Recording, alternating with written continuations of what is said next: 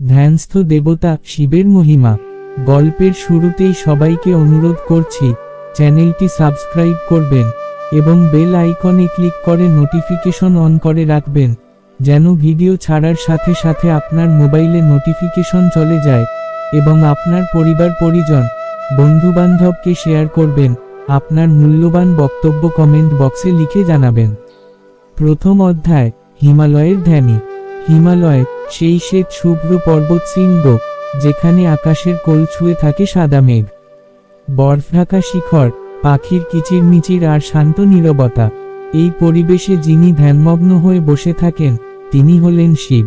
চিতাভস্ম মাখা, বাঘের ছাল পরা, গলায় রুদ্রাক্ষ মালা ও সাপ, মাথায় জ্যোতির্ম চন্দ্রকলার আলো। চোখ বুজে তিনি ধ্যান করছেন, না জাগ্রত না নিদ্রিত, তিনি পরম সত্যে বিলীন।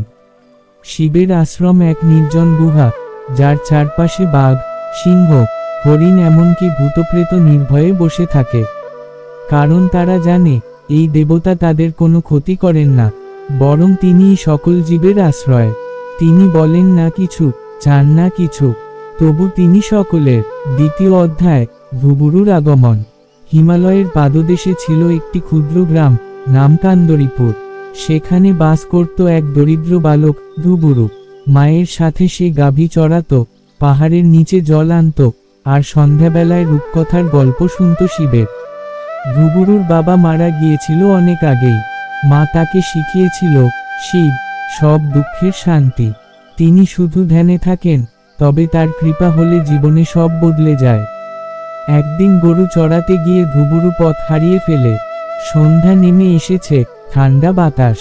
এক পাহাড়ি গুহার দিকে এগিয়ে সে দেখে ভেতরে অদ্ভুত জ্যোতি, আর সেখানে বসে এক দেবদর্শন ধ্যানী, যার শরীরে চিতাভস্ম, তৃতীয় চোখ স্পষ্ট, মাথায় চাঁদ, গলায় সাপ। ধুবুরু ভয় না পেয়ে এক কোণে বসে পড়ে। কিছুক্ষণ বসে দেখে সেই ধ্যানী নড়ছেন না। সে মনে মনে বলে, এ কি মহাদেব নিজে? পরদিন আবার সে আসে, সাথে নিয়ে আসে বেলপাতা, কিছু জল, আর জঙ্গলের ফুল। প্রতিদিন গাভী চড়ানোর পর সে এসে সেই ধ্যানী যোগীর গায়ে ফুল রাখে, মাথায় জল ঢালে আর প্রণাম করে। ধুবুরুর বিশ্বাস অটুট, তিনি জানেন, এই দেবতা নিশ্চয়ই মহাদেব শিব। তৃতীয় অধ্যায়, বকাসুরের উৎপাত। কিন্তু কান্দরীপুর শান্ত ছিল না। পাশের উপত্যকায় বাস করত এক ভয়ানক অসুর, বকাসুর। সে প্রতিদিন এক একটি গ্রাম আক্রমণ করত, গাভী, শিশু এমনকি পুরুষদের ধরে নিয়ে গিয়ে খেত। সে ছিল এক অভিশপ্ত রাক্ষস, যাকে দেবতারা বর দিয়েছিল, তোমাকে কেউ হত্যা করতে পারবে না, যতক্ষণ না তুমি নিজে অহংকারে অন্ধ হয়ে শিবকে অবমাননা করো। একদিন বকাসুর কান্দরীপুরে হানা দেয়। গ্রামের লোকজন ভয় পালিয়ে যায়। ধুবুরু গাভী নিয়ে পাহাড়ে আশ্রয় নেয়। সে ভাবে, আমি শিবের আশ্রয় আছি, কিছু হবে না। কিন্তু বকাসুর পাহাড়ে উঠে এসে ধুবুরুর দিকে তেড়ে আসে। সে বলে, তুই এখানে কি করিস, ছোট্ট ছেলে? ধুবুরু সাহস করে বলে, আমি এখানে মহাদেবের সেবা করি, তিনিই আমাদের রক্ষক। বকাসুর হেসে বলে, তোর মহাদেব কোথায়? ওই যোগী, আমি তো তাকে মানি না, আমাকে আটকাতে কেউ পারবে না। সে ধুবুরুর দিকে হাত বাড়ায়, তখনই ঘটল অলৌকিক ঘটনা। চতুর্থ অধ্যায়, জেগে উঠল তাণ্ডব। শিব তখনও ধ্যানে, কিন্তু ধুবুরুর হৃদয়ের আরতি, তার বিশ্বাস, তার ভয়, তার ভক্তি, সেসব যেন বজ্রের মতো আঘাত করে শিবের হৃদয়। হঠাৎ সেই গুহা কাঁপতে থাকে। শিবের তৃতীয় নেত্র খোলে, তাতে আগুনের শিখা। তার কপালে উঠে আগুনের লেলিহান তরঙ্গ।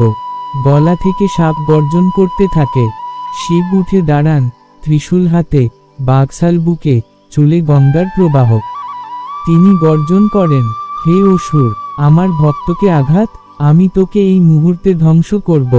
বকাসুর হাসে, তুমি কে? আমিও ভয় পাই না তোমার। শিব তখন তাণ্ডব শুরু করেন। পদে পদে পাহাড় কাঁপে, ত্রিশূলের আঘাতে বকাসুর মাটিতে লুটিয়ে পড়ে। শিব তার তৃতীয় চোখের আগুনে তাকে ভস্ম করে দেন। সেই আগুনে কেবল বকাসুর নয়, তার অহংকার, তার পাপ, তার বড় ভস্মীভূত হয়। পঞ্চম অধ্যায়, আশীর্বাদের ধারা। ধুবুরু তখন কেঁদে পড়ে মহাদেবের চরণে। শিব তাকে তুলেন, চোখে হাত রাখেন। তার কণ্ঠ কোমল হয়ে ওঠে, পুত্র, শিব বলেন, তোর ভক্তি আমায় জাগিয়ে তুলেছে। আমি ধ্যানমগ্ন হলেও ভক্তের ডাকে সাড়া দিই। যা চাস বল। ভুবুরু কাঁদতে কাঁদতে বলে, প্রভু, আমি কিছু চাই না, শুধু আপনি যেন আমাদের রক্ষা করেন সব সময়। শিব হেসে বলেন, তোর হৃদয়ের বিশুদ্ধতা তোকে ঋষি করে তুলেছে। আমি তোকে আশীর্বাদ দিচ্ছি, তুই হবে এক মহান ঋষি। তোর নাম হবে ভুবুরু ঋষি। তারপর শিব আবার ধ্যানস্থ হয়ে পড়েন। সেই গুহায় আজও তার জ্যোতির্ম রূপ বিরাজমান। ষষ্ঠ অধ্যায়, ভুবুরুর ঋষিত্ব। ভুবুরু ফিরে এসে গ্রামের মানুষদের সঙ্গে বকাসুরের বিনাশের কথা বলে। সে সকলকে শিবের প্রতি ভক্তি করতে উৎসাহ দেয়। মানুষ জানল, শিব শুধু প্রলয়ের দেবতা নন, তিনি আশ্রয়ও দেন। ভুবুরু ধীরে ধীরে এক ঋষিতে পরিণত হয়। সে বিভিন্ন গ্রামে ঘুরে শিবের কথা বলে ভক্তিকে ছড়িয়ে দেয়। গ্রামের বৃদ্ধেরা বলে, যেখানে ভক্তি আছে সেখানে শিব নিজেই ধ্যান ত্যাগ করে আবির্ভূত হন। উপসংহার, শিবের মহিমা। এই কাহিনীর মূল শিক্ষা, শিব ধ্যানী, কিন্তু ভক্তের চোখের জলে তিনি সাড়া দেন। শিব আশুতোষ, স্বল্প পূজায় সন্তুষ্ট। শিব রুদ্ররূপে পাপ ধ্বংস করেন। আবার শিব দয়ার সাগর, ভক্তের মাথায় রাখেন আশীর্বাদের হাত। আজও হিমালয়ে বহু সাধক ধ্যান করেন, কিন্তু শিবকে পেতে হলে দরকার ভুবুরুর মতো হৃদয়, নিঃস্ব, সরল, ভয়হীন ও বিশ্বাসে পরিপূর্ণ। হর হর মহাদেব।